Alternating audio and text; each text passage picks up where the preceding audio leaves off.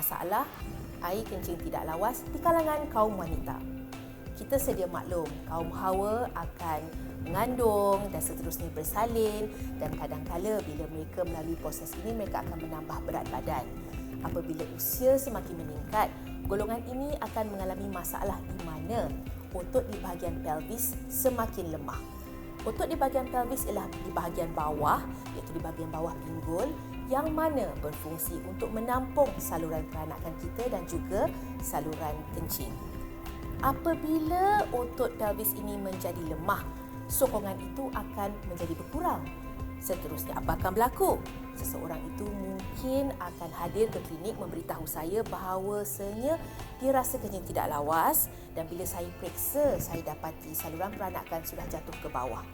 Ini disebut daripada segi perubatannya sebagai pelvic organ prolapse, ataupun di kalangan mak-mak kita mungkin ada yang sebut sebagai tombong. Nampak ada bengkak ataupun ketulan di bawah, di bahagian peranakan sana. Apabila berlaku pelvic organ prolapse, bahagian yang jatuh ini akan menekan kepada saluran kencing, iaitu uretra, dan seterusnya menyebabkan uretra menjadi sempit. Bila uretra menjadi sempit, sudah semestinya lah akan menjadi sukar untuk seseorang itu buang air kecil. Dan ini menyebabkan kencing tidak lawas, kencing tersangkut dan rasa tidak puas untuk membuang air kecil. Selain daripada dua faktor yang saya nyatakan di situ, masalah kencing tidak lawas juga mungkin disebabkan oleh jangkitan kuman pada saluran kencing. Jangkitan kuman pada saluran kencing boleh berlaku kepada golongan lelaki dan juga golongan wanita. Ia mungkin disebabkan oleh bakteria yang berada di bahagian luar masuk ke bahagian dalam ke saluran kencing kita, ataupun mungkin juga seseorang itu ada masalah batu karang, mungkin di dalam pundi kencing, mungkin di dalam saluran ureter, ataupun mungkin juga di dalam buah pinggang. Apabila seseorang itu ada batu, dia mudah dapat bangkitan kepada saluran kencing. Mungkin juga jangkitan pada saluran kencing merupakan tanda-tanda awal seseorang itu ada barah dalam pundi kencing.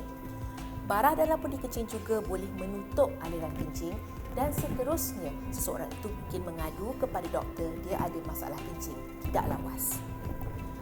Selain daripada masalah-masalah yang telah saya nyatakan tadi, seseorang itu mungkin juga pernah menjalani pembedahan yang melibatkan memasukkan alatan pembedahan ke saluran kencing beliau, iaitu saluran uretra. Ini seringkali kita lihat bagi pesakit golongan urologi, di mana mungkin dia ada masalah batu karang, ada masalah pertumbuhan pada pundi kencing, untuk masalah prostat dan sebagainya. Bila seseorang doktor itu memasukkan alatan pembedahan kepada saluran kencing, dalam jangka masa panjang, mungkin ini akan menyebabkan terbentuknya tisu parut pada uretra, iaitu saluran kencing. Selain daripada itu, setengah-setengah pembedahan besar, contohnya membuang usus, ada barah dan sebagainya, seorang itu akan dimasukkan tube kencing yang disebut sebagai kateter. Apabila kateter ini dimasukkan dalam jangka masa panjang, sekali lagi tisu parut mungkin terbentuk pada saluran uretra. Jika ada parut pada saluran uretra akan menjadi sempit. Dan seterusnya, seperti kita sedia maklum, sudah semestinya lah pesakit tersebut akan mengadu kencing beliau tidak lawas.